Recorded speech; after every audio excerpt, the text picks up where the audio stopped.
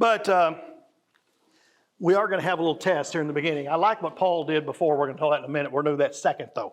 So Ephesians itself, I'm going to do a 10-second recap here. The first 3 chapters, we're talking about the greatness of Christ revealed and how he was reconciled us to God. That's the first 3 chapters. But the 4th chapter is about us and how our behavior is something of importance. So you're going to hear about that a lot tonight. And when I read this, I kept thinking there can't be a lot of debate. There probably will be, because a lot of this is just pretty direct, very specific. You know, when I was a kid, you had 2 options. Your mother or father would say to you, I really want you to consider doing this. And there was other times they would say, jump, and you ask how high on the way up. And this was more of the jump part, and you'll hear that as we continue on this path. But the first part, there was a lot of, consideration and guidance. This one's more very specific, and I like having a true recipe. Now, we cook at home from time to time, and we follow the recipe pretty closely. This is one of those times where you need to follow it real closely. It's like bread. You do it wrong, you get bread that is not edible. So I got a fancy tool here I'd like to use. Let's see if I can make it work. So that's turkey. And if you notice to the far right, I got to look at this. Look, I got lasers. Look at this. Look. Now watch it not show up on that screen. It's not. Ephesians is right there to the left. The laser won't show up on that screen. But Ephesians was the capital of Asia Minor, the center of land and sea trade for that area, along with Alexandria and Antioch in Syria was one of the 3 most influential cities in the eastern part of the Roman Empire. It was big time. This is the New York City of Asia, okay? Paul founded the church there and labored there for 3 years. Well, we'll see it in a minute. You tell me if it's still there or not. Timothy was there, and Paul addressed him and two apostles. And about 70 AD, you may not know this, that John made that his home until his death. So there's been a lot of activity in Ephesus. John refers to Ephesus in the 2nd chapter of Revelation. You should read that. Sharon we talked about that, not her and I, which he basically recites the qualities of Christ, praises the church there. This is all in 7 verses. Censors them for the deficiencies, praises them for the good record, and then states the promise, all in 7 verses. So they had difficulties, they had advantages, and it's an area that was very vibrant. But with vibrancy comes problems. In Revelation 2:7, I'll read you the promise. It says, he who has an ear, you've heard this 1,000 times. What? Let him hear what the Spirit says to the churches. To the one who conquers will grant grant to eat the tree of life, which is in the midst of the paradise of God. So the word conquers there is kind of important. So let's go to page 2. So that's at least a screenshot of what they think Ephesus looked like during this time around the Temple of Artemis. Okay? Now what's really cool about this was the Temple of Artemis was considered one of the great ancient wonders of the world. It had a big draw. But what I found was interesting was, guess what one of the largest industries was in Ephesus? Which idol? The one for that place. They made entire industry around the production of that idol around Artemis. But I mean, but they didn't have TV or anything to tell you that, but people showed up and they made it a big deal. Now, with influence and population comes what? Infrastructure problems. That'd be one. What? There you go. And I think the word they use there is false teachers. There was a long time ago, I remember a country song talking about the preacher wore a Rolex. You can think about false teaching was there common, because remember, it was commonplace to have false idols or idols in general in your premise all the time. And it becomes the norm. You kind of expect it. And that's what they're seeing, that false teachers became the norm. And this church had to keep their eyes always aware of what's going on. And Paul was pretty direct with them about watching out for false idols and false prophets, because they were everywhere. Okay? And they had not only motivation, they had audiences. Like now. Yeah, I wouldn't be so far as that, because there are people that spread false teachings today to the point it's almost a total disregard for the truth. And you'll hear about that in a minute too. Who else has a total disregard for the truth? Satan. Hey, right. So, Satan. So this was some pictures. Now, Sharon, who took these pictures? A boy that went to the academy, Michael was there. His parents have been on a 7th grade cruise, and they posted these pictures on Facebook. So this is recent. That one was a Facebook. Okay. That was an online picture. You'll be able to see. But it's see, you don't see a lot of places people could live. So the comment was made in this location, there's no habitable places to be. It is utterly ruins. But you can tell it was pretty extensive infrastructure. You said a minute ago, there is place people to entertain themselves. There is buildings for habitation. There's all types of activities. There's everything you can imagine in this environment. It's very, very, very large for this environment, this type of region. Now, let's talk about, here's your teaching. Let's start. I'm going to say the words, and you tell me what you think they are. The little asterisks were the words, and that's the right number of letters too, by the way. So, this is from last week. I, therefore, the prisoner of the Lord, beseech you to walk worthy in the calling in which you are called, with all the... Okay, that's 2 words of that. With long-suffering, bearing with one another. Humility in what? Love, enduring to keep the unity of the Spirit of God in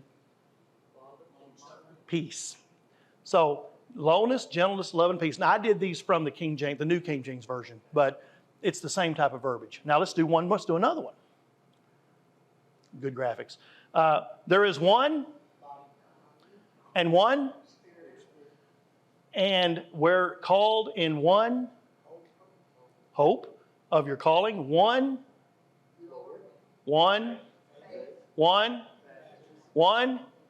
God, and of all who's above and through all, and you it all.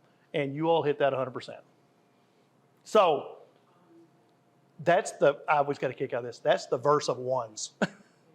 So when they say, well, there's more than one God in Ephesus, this eliminates that function. This destroys that. Yeah. Now, let's start in verse 14. That's where we left off last week. And I'm going to read it. And I want you all to tell me your initial thoughts, because this is going to get real specific real quick. I like to read my paper. That we henceforth, this is in King James, by the way, be no more children, tossed to and fro and carried about with every wind of doctrine, by the sleight of men and the cunning craftiness, whereby they lie in wait to deceive. But speaking in truth and love may grow up into him in all things, which is the head, even Christ. From who the whole body fitteth jointly together, here's your verbiage, by the way, that you asked a minute ago, fitteth together and compacted by that which every joint supplieth, according to the effectual working in the measure of every part, making increase of the body until the edifying of itself in love. What do you get from that? That's a whole lot. What do you get from the very first part of it? Your thoughts? Well, the first part of it, I think, he's speaking because there were so many people there that were deceivers and were trying to prove everything in the world and trying to get them to go and pulling them in every direction. So he starts off by saying,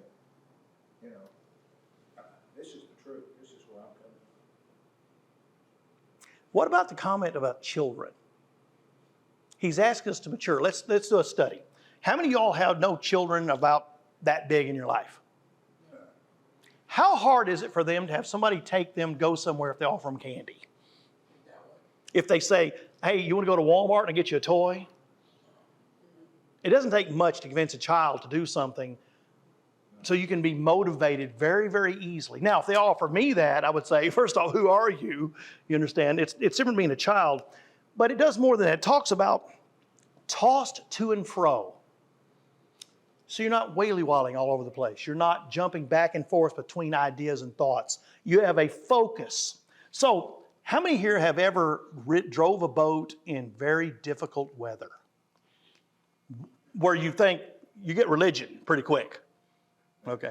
White capping water. Well, imagine that in an ocean setting. Boats are designed to move, but they're designed to take waves. In what way? Head on.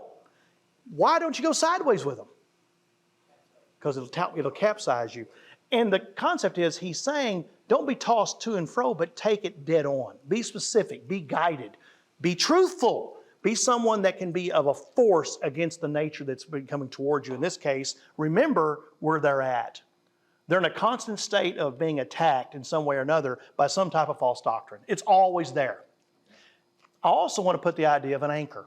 And I did a little study for this to talk about anchors, because I've never had any big anchors in my life. I've had boats before, and those little mushroom anchors all we ever had, which is basically just a weight, okay?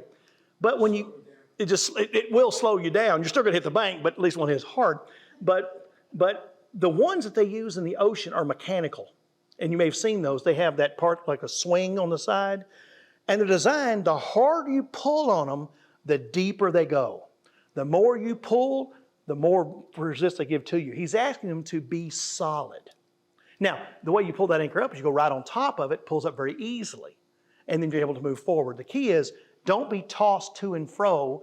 Don't be a child. Don't be something that is not anchored in the faith. I'm not trying to preach here. And I like this part, by the sleight of men. This is really dense. Do you think there were people who purposely were trying to deceive them? What was the number one industry in the area? I said it a moment ago. So, question. If Christianity overtook this area, Ephesus, what happens to the livelihood? It's gone. All those silversmiths go out of business. All of them go out of business. So they were motivated both financially and probably some past belief. I've had conversations with people in my life in which we were talking doctrine. And this person was a Christian of some type. But at the end of it, they said, well, you may be right, and maybe what you're saying is true, but no matter what, I'm going to be where my parents went. They want to end up after death where their parents are, regardless. Because that's how they were taught their entire lives. I've heard it said before, you can teach a child 2 + 2 = chair, if you raise it that way. Have you had beliefs in your life that you believed your whole life, but you found out later that it wasn't exactly true? It could be Christian or not. It could be anything in your life. You always heard this. For years, and this is not a joke, we used to cut open persimmon seeds. Do y'all still do that? To look how much snow there's going to be? Snow. You may have heard that. We did it for real. We'd lay them out and we'd make a big deal. But the best one I heard was a man in Colorado, which was asked to budget for the snow removal for the state of Colorado. And he had to do it in the springtime after the snow from the previous year. And he had to be accurate. How do you decide how much snow they're going to have, 9 months in advance? And they asked him on the news what he did. He said, I caught squirrels. You catch squirrels? Yeah. What do you do with the squirrels? He goes, I measure the hair on their tails. Why do you do that? He goes, well, because the longer the hair, the deeper the snow. And I've averaged this over the years, and it's a good way as any way. You understand? You can make up a rule. One more story. I like telling these stories. This is factual. I was in the room. They had it. They had the dead chicken program at Walmart. The dead chicken analysis was done once a month. A man would come up and talk about the dead chickens on the road. And he said the following: if there are dead chickens on the road, the economy is going to be good. Because people are buying a lot of chickens, and the chickens are falling out of off the trucks, and they're on the road. If there's only feathers on the road, that means people are taking the chickens, the economy is going to be bad.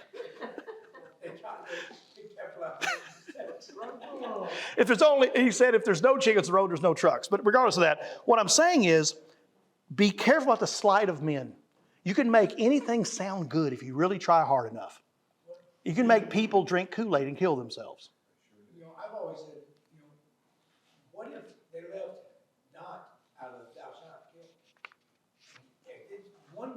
One word. Changes the Everything. entire verse. Well, for example, the next one, verse 15.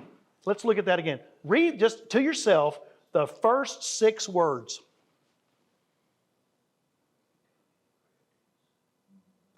Do you speak the truth? Yes. But how do you speak the truth? Do you use it as a hammer or as a motivator? Have you ever been spoken the truth in such a way that it motivates you to do something backwards? Yeah. I don't care what you say. I'm going to go against whatever you say. Okay. The truth, you have to say, I've never thought about it this way. You have to use it that way, or it's not a motivator toward people to follow the truth. You've heard the comment, people have to know how much you care before they know how much you know. In this case, love is the lead. And if you do that, your motivation is strength. I will tell you, and I talk about her too much when Sharon knows this. My mother, which I've talked about recently, took to a nursing home, and she loves it there, by the way. They finished her construction today, so she loves her room. They painted it for her. She's as happy as a lark. And she said it's her work. There's a lot of people here, that need motivation and need a little care, and I'm going to offer where I can. Now, other people were downtrodden because they had to be there. But she sees it as a positive. That's the truth in love. She's starting with the word love. It's kind of interesting how people pull that. Now, I'm not going to cover all these verses this way, but these are such a big deal. May grow into him in all things, which is the head, even Christ. Now, the next part. You talked about a minute ago. You've heard the story. We heard it from the pulpit. We're all parts of the same body. I'm a finger, you're a wrist, you're an ankle, we all this stuff we have to do together. Do what? What the mind says. And we're all motivated one direction. That's true. Absolutely. But why? Read the last part. Maketh increase of the body and edifying of itself in love. Increase in the body. Now, that's not like me. It doesn't mean get wider at the waist. Okay? It means you increase the body of Christ. You are to do these things together, showing the truth in love, being demonstrative love, in order to make it a motivational factor for people to follow Christ, to grow the body. So we always talk about having different parts, different jobs. There are people that are working in the grace room that fold clothes better than I can, okay? There are people in this church that can give more money than I ever could give. There's people who can bake a better pie than I could ever consider. There's people who can stand next to a bedside and take care of someone who desperately needs that time together. There are people who are better preachers than I'll ever be, okay, and much better teachers than me, many times over. But what do I offer? What do I offer? Because I'm the joint on the second finger, you understand, that moves this. What part do I offer? But ultimately do it all together. That right there is the one thing I think we miss too often. We miss it too often. We're doing this for a reason. We don't come here because I enjoy y'all's company, but we should come here with the aspiration in order to bring more people into the following of Christ. Remember that. Okay, now we're going to jump into the real part of the lesson. That was all preview, okay? And now for the rest of the story, okay. So the next several verses, I'm going to give you a high-level overview, and then we'll dive into them. There are 3 basic parts of the next 3 parts, and this is where it talks about your behavior, okay? As a Christian, we're all Christians here. What is your behavior? The old way of life, the new way of life. Isn't it great to have a conversation that you have an old you and a new you? There was aspects of new nature, which talks about those 7 attributes. And these are the ones in which there's not a lot of consider this possibly if you feel like doing it. Okay? This is more like jump and I say how high on the way up. So I'm going to read the first 3 and I want you all to tell me what you think. And I'm very open. Verse 17. This I say therefore and testify in the Lord, that ye henceforth walk not as other Gentiles walk, in the vanity of their mind, having the understanding darkened, being alienated from the life of God through the ignorance that is in them, because the blindness in their heart, who being past feeling, have given themselves over to lasciviousness, to work all uncleanness with greediness. What's our direction? What do you get from that?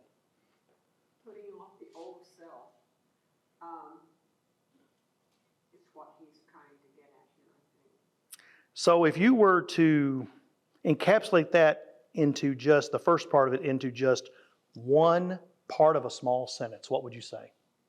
Because we should know this. What's it say to you?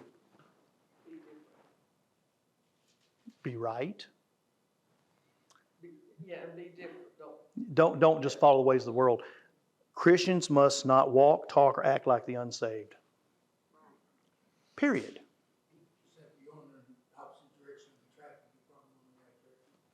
That's probably, I've heard that before too. Unsaved people are what? Alienated from the life of God because the blindness of their heart. And actually the term I read in here, it's a spiritual disease. You'll never find blindness of the heart in a medical dictionary. Doesn't exist. But, yes, go ahead. Mine says hardness of their heart. Same thing. Hardness of their heart. It's not being able to see. You know, it's obvious if you had people in your life that no matter what you say, you could tell the sky is blue and they'll tell you it's not. Okay? Yeah. It has to do with a belief that's been built into them. There's a let's see, what's the word? A paradigm. You've heard that term before? It doesn't mean 20 cents. Okay, paradigm. It's a little joke. Okay. A paradigm is a belief that you can't overcome. You have to be convinced that it doesn't exist. There's actually a study, if you want to see it. It's really, you can go on the internet and watch it. It's really cool. Where they're showing these people bouncing a basketball. There's like people in a circle bouncing a basketball. And they tell you, pay close attention, at the end of this video, tell me how many times the basketball was bounced. So you're watching it. You're there. You're watching it. Boom, boom, boom, boom, boom, boom, boom, boom, boom, boom. You're watching. You're watching it very much. In the end, and it was like 27 times, something like this. And you type it in. They said, "Did you see the gorilla?" There wasn't a gorilla. What are you talking about?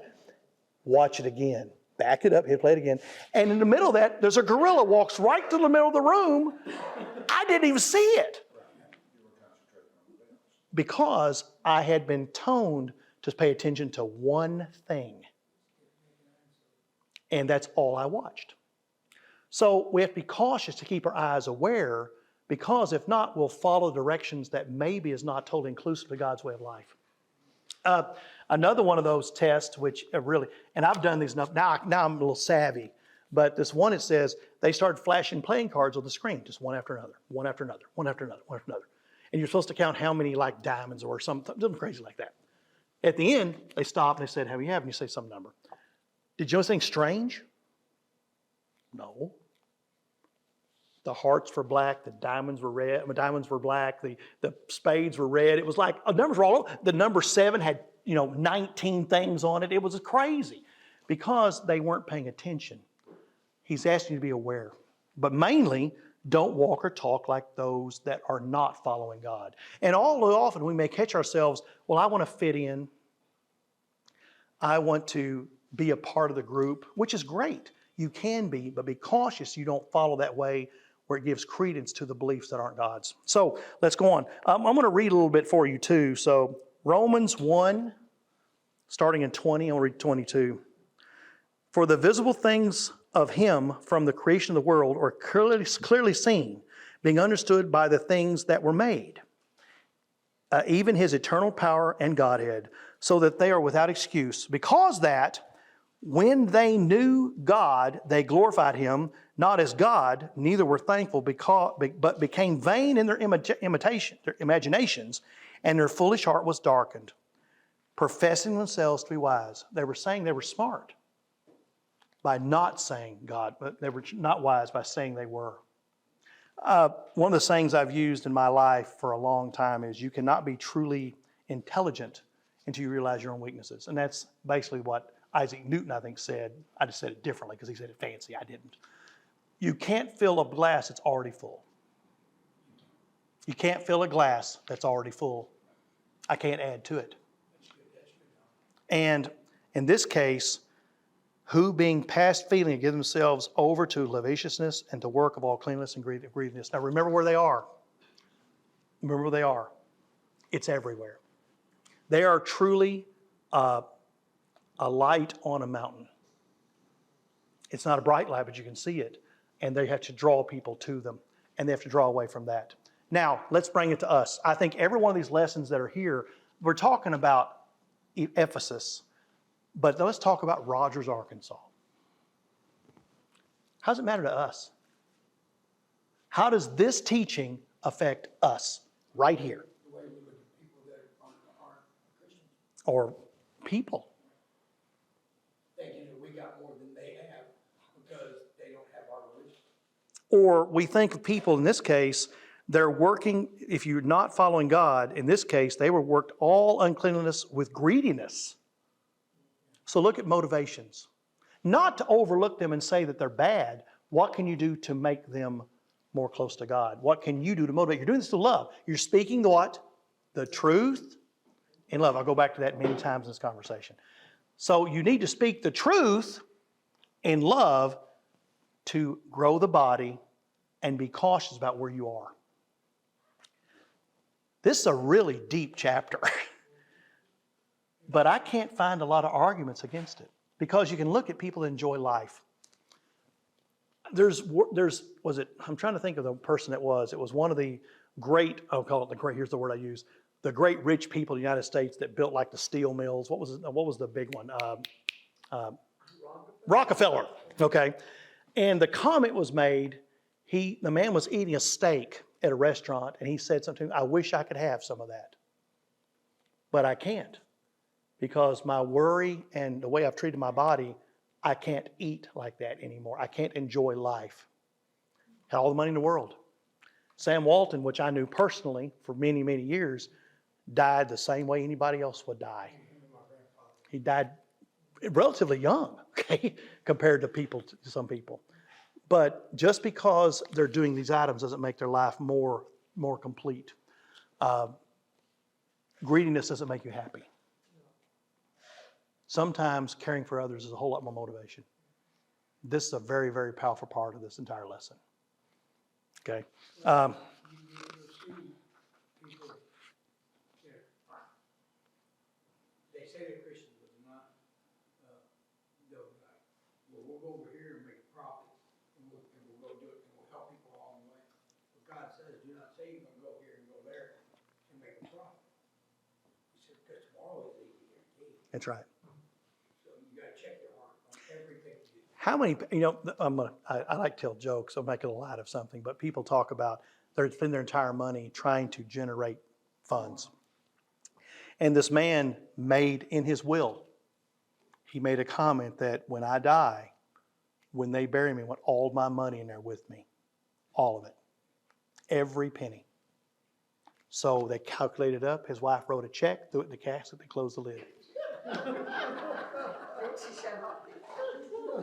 If he cashes it, he can have it. Do you know of anybody that was in the last part of their life talking about, I wished I had spent more time at work? Most of us are, got some young people over here, okay, but more mature, older. I'm using that word for old, okay. I find more joy playing with my grandchildren than I've ever gotten doing something about it. What? Oh, yeah. I knew a lady that was in her 80s, she was still working. She said, I'm gonna work till I die because this is my family. She had no family at home. Mm-hmm. She had nobody to love on. Some people just want to be servants, don't they? And that's a beautiful thing to be. I talked to Mother on the parking lot as I was walking in when that's you talked to me and somebody else, you did, came by and I was talking to her when you walked by. And she said that she told me about a woman named Miss Jackson. And Miss Jackson's not a resident at the nursing home. But the house she's in is named the Jackson House. The cottage. It's only 12 people in a cottage. And it was named after her husband. He passed away some years ago. They own the shoe company, the shoe store in town. And she's in her 90s. And she comes every day to cook breakfast for that group. By the way, most people in that house are younger than she is. What I'm saying is, we have to remember what we're here for. Truth and love, and use your talents the way you can. You're part of a body, and grow the body. And in this case, remember what makes the real world. And I read this part too. When a person refuses to accept salvation, there's hardness and sets in, and they eventually cease to feel guilt from their sins. It's easier to convert a younger person than a person that's been matured. But that just leads to a deeper and greater unbridled lust of the flesh and bondage of those lusts. Consider the lust that they're in as a bondage. It's like a habit you can't break. So I'll tell a story myself. My wife knows this, and I've been I have been going to church literally since I think I took my first breath. My mother made it a point that we're going to church. That wasn't going to be a question, okay? We're going. But I wasn't baptized until a few weeks before I got married. Arthur C. Blackwell Jr. baptized me personally, and I said, I do not want to go into the bonds of matrimony. We've married over 45, almost 45 years, without starting as a Christian family. Why it made me think that was okay? I knew the Bible inside and out. I've been going since I've been a child, but it had become norm for me just to disregard the invitation to respond. I know my grandmother was the one that got everybody to church. And I was baptized when I was 11. I can still remember the invitation song and the song they sang when I came up out of the water. It was "Oh, Why Not Tonight" and "Oh, Happy Day." And it was very meaningful to me. And your age was young. You were tender-hearted. That's what I'll say. Definitely. And but that song got to me. I mean, that "Oh, Why Not Tonight" made me feel convicted. I needed to do it right then. And I've seen my uncle when he would be singing the hymns. I'd see a tear roll out of his eyes, and he'd be embarrassed if he trying to hide it.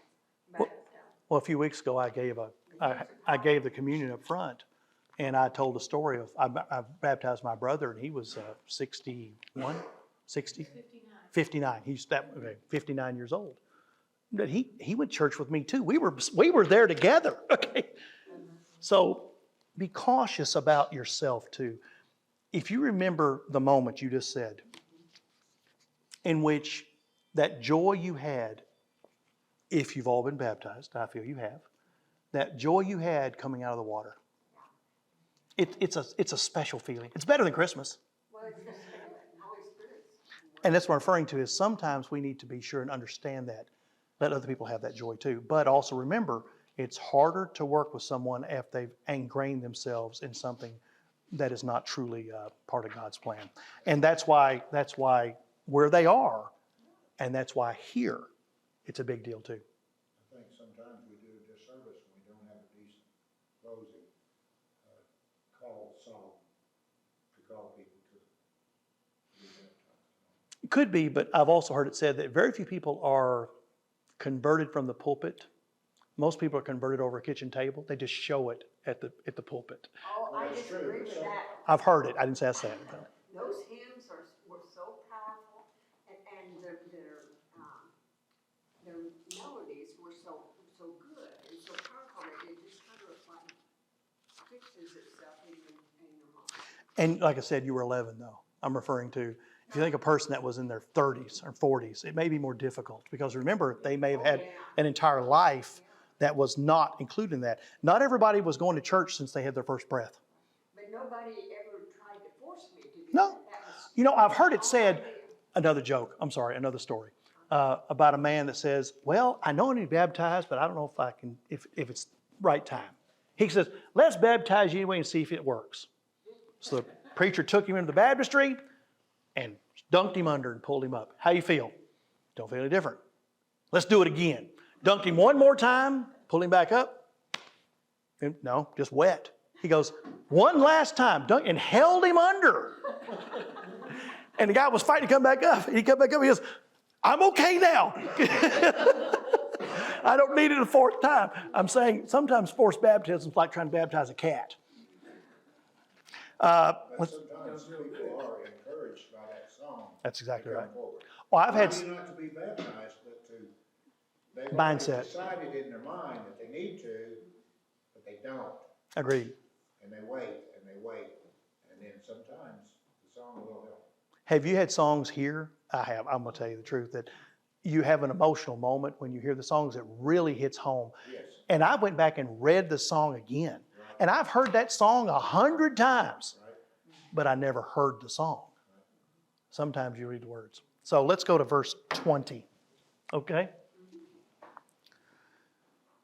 But ye have not so learned Christ, if so be that ye have heard him and have been taught by him, as the truth is in Jesus. That ye put off concerning the former conversation of the old man, which is corrupt according to deceitful lust, and be renewed in the spirit of your mind, and that ye put on the new man, which after God is created in righteousness and true holiness. And that's really deep for these people because they came out of paganism, Mm-hmm. and that's a lot to digest for them. So, old man, new man. Old self, new self. Your thoughts? There was an old you too. Is the old you different than the new you? Hopefully. 100%. How? Well, you're carnal. And the old, if you're under your old self is carnal. Mm-hmm. And you want to be carnal because that's the body, it leads you in that direction. That's exactly right. Have a total different desire for the way you live. Do you catch yourself sometimes thinking that old person's trying to get back? Sure. Occasionally. Not hard. That's why you have to be renewed in the spirit of your mind on a regular basis. On a regular basis. Not just once a week or whatever. Romans 12, I'm sorry, go ahead. No, you're gonna move on. I'll just say Romans, I'm going to keep going, but I'm going to jump right again. Romans 12, 1 and 2. This is the New King James, by the way. I beseech you, therefore, brethren, by the mercies of God, that you present your bodies as a living sacrifice, wholly acceptable to God, which is your reasonable service, and to be confirmed to this world, to be transformed by the renewing of your mind, that you may prove that is good, acceptable, perfect will of God. This is a whole lot more than a makeover. You're not putting paint on a pig. You're making something different. The word I've had it compared to is a transformation of a caterpillar to a butterfly. And it's a very slow process, and we have to be patient with ourselves because it is a very slow process. It's like a birth. Most human babies can't go on their own and survive. You know, they can't say, oh, look, you're newborn. Hey, Get up and walk. go get a job. Okay.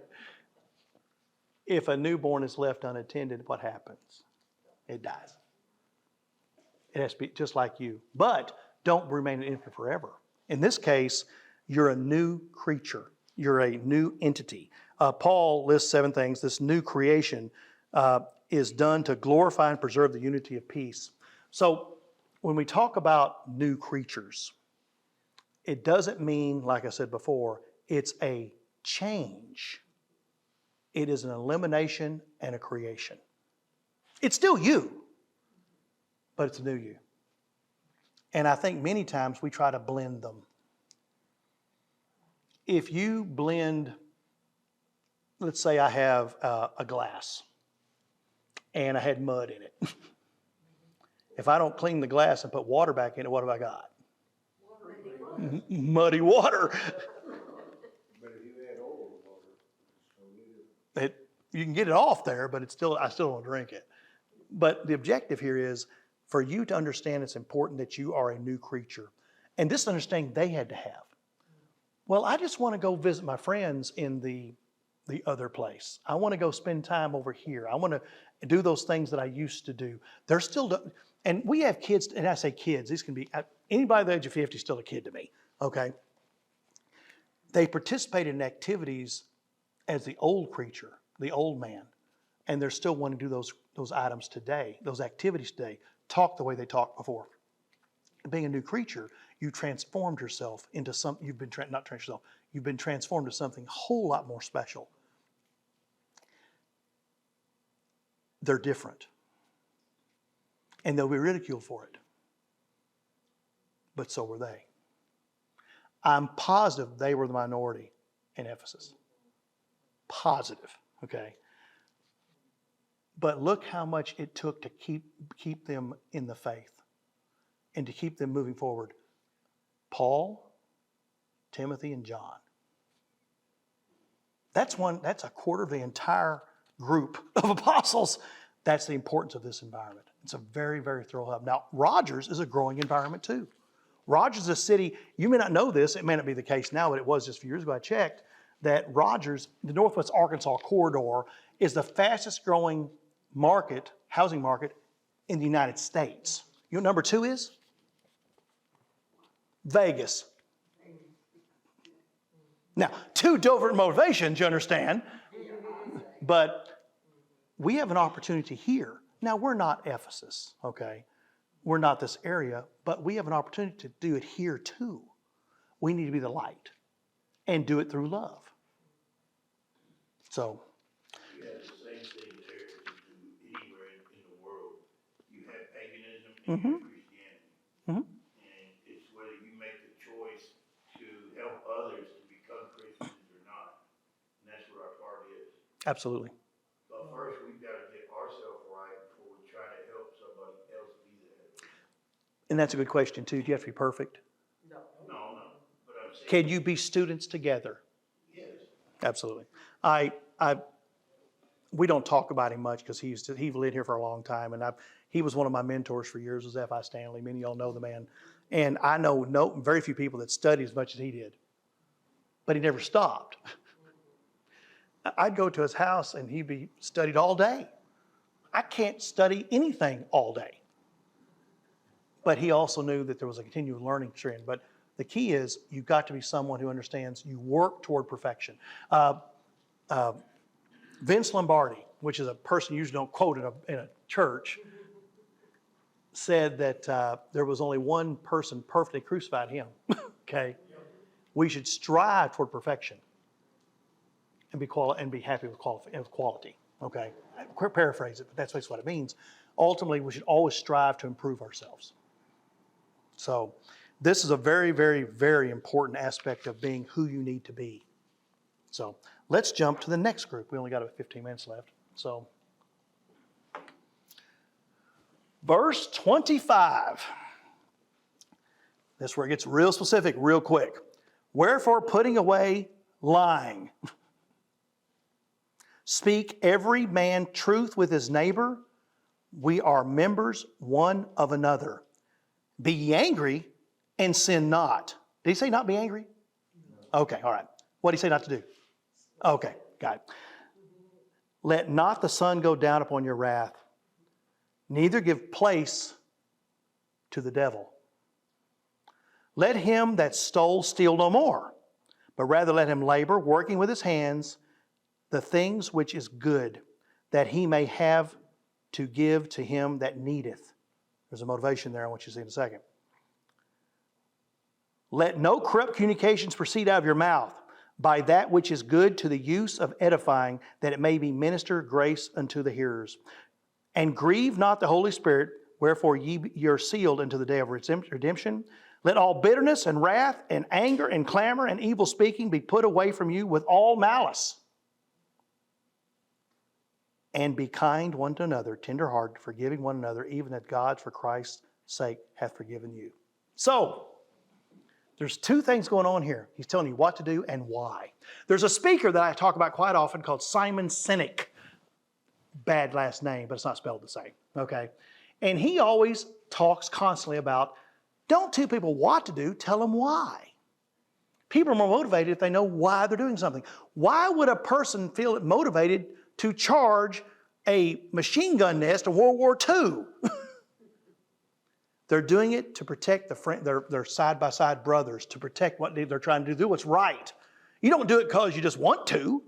You do it because there's a reason. You're motivated. There's some reason. There's a why. In this case, he says, put away lying. So what's he say? Stop lying. Why? We're all members one to another. Now, I don't know if lying was a big deal in the church of Ephesus. I don't know. But he says it point blank.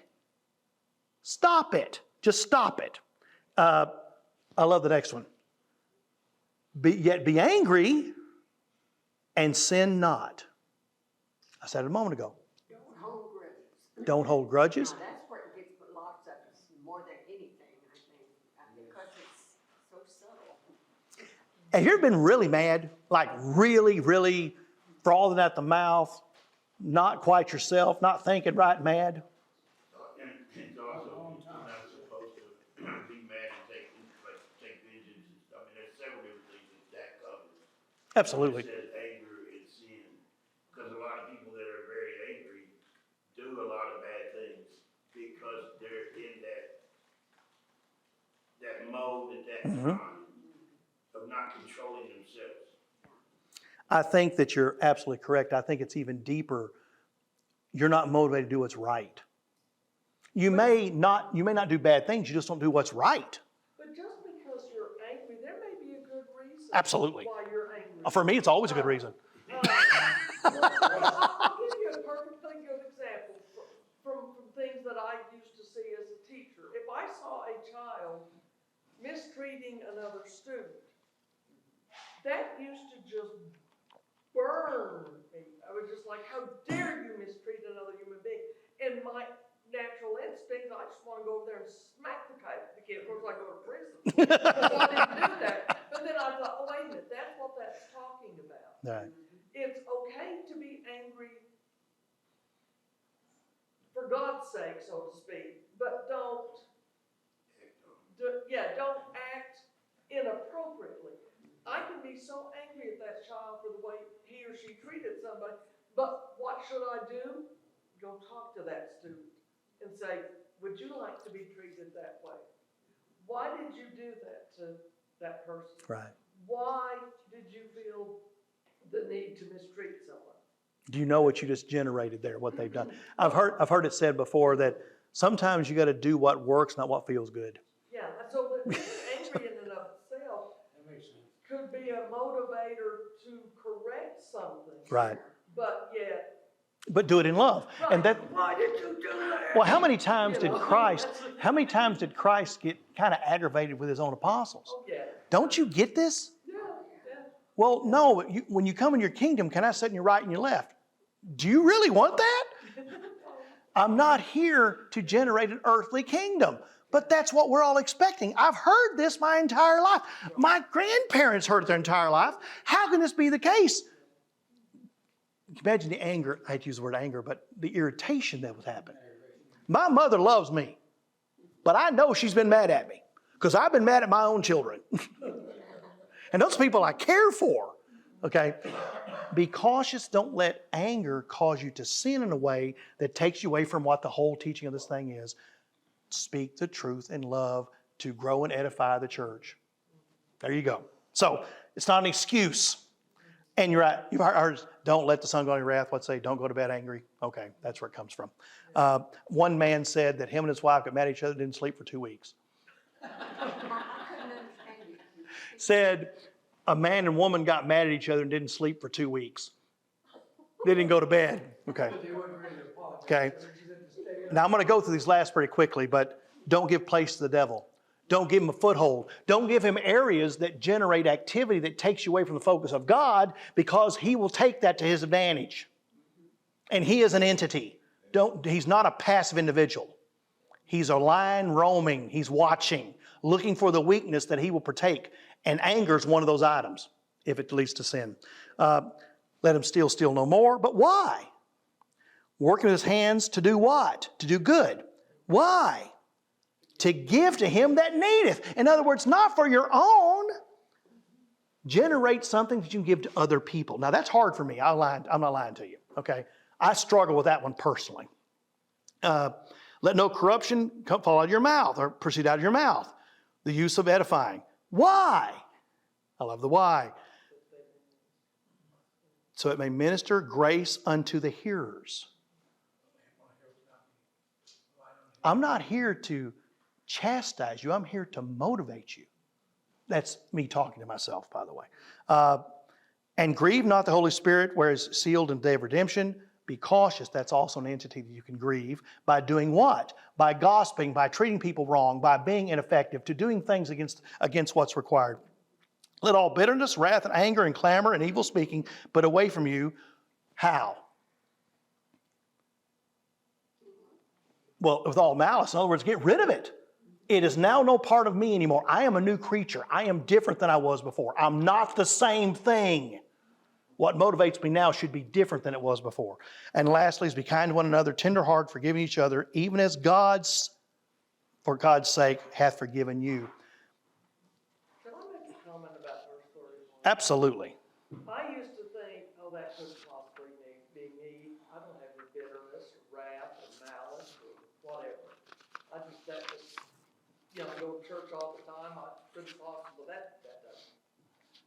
I went through, down at Westar, they have a Celebrate Recovery program. And I went through a 12-step study. And in step 4, you make a list of people who have hurt you and the consequences. Mm-hmm. Oh my, I spent a lot of time crying. I never realized I had a bucket load of bitterness and I never You just kept it in. Yeah, I never knew it. So if you want a test of are you bitter and wrathful and full of malice, make a list of the people who have hurt you and the consequences. And if you could list it and go, yeah, that really did hurt, but okay. Or as you're writing their name, you feel this burning, boiling coming out of you. You're bitter. So, and that was hard for me to have to acknowledge. I did a lot of crying over that. Didn't realize. It's something about realizing who you are. So I'm going to use that in the last part here, but when it talks about in the last part being kind and tenderhearted and forgiving, you like to think you are, don't you? I like to think I'm kind. I don't know if I am or not. Am I tenderhearted? Possibly. Am I forgiving? Probably not where I need to be. But I'm going to end with this. There's a thing I was taught to do, more business related, but it's proven larger than that, and this is how you qualify who you are. So I'm going to ask you to consider doing this. And by the way, I promise you, this will be the hardest thing you've done in your life if you do it right. There's a thing called a personal brand. Now, I don't mean a brand like brand. It's like who you are. And if you were to sit down and be totally honest with yourself, what attributes do you have? You have right now. And I don't mean you're not being like, well, I'm sort of good and whatever. No, I mean you'd have to be honest with yourself. What areas do you have that make you you? Can you write them down? You think you can. You'll catch yourself questioning those items.